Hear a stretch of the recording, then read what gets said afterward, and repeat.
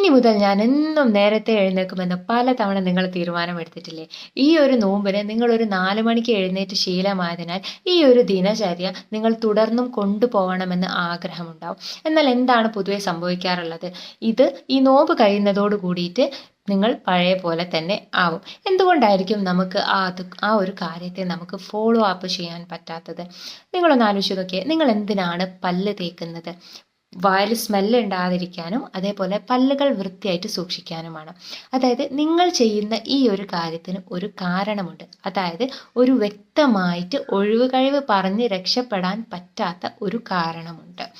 നമ്മൾ ചെയ്യുന്ന കാര്യങ്ങൾക്ക്, ചെയ്യാൻ ഉദ്ദേശിക്കുന്ന കാര്യങ്ങൾക്ക് ഇതുപോലെ ഒരു വ്യക്തമായ സ്ട്രോങ് ആയിട്ടുള്ള ഒരു കാരണമുണ്ടെങ്കിൽ ഒരിക്കലും നിങ്ങൾ എടുക്കുന്ന തീരുമാനങ്ങൾ നിങ്ങൾ നടപ്പിലാക്കാതിരിക്കില്ല. എത്രത്തോളം നിങ്ങളുടെ ആ ഒരു വൈ ഫാക്ടർ നിങ്ങൾ സ്ട്രോങ് ആക്കി വെക്കുന്നു, അത്രത്തോളം നിങ്ങൾക്ക് നിങ്ങളുടെ തീരുമാനങ്ങളിൽ അടിയുറച്ചു നിൽക്കാൻ പറ്റും.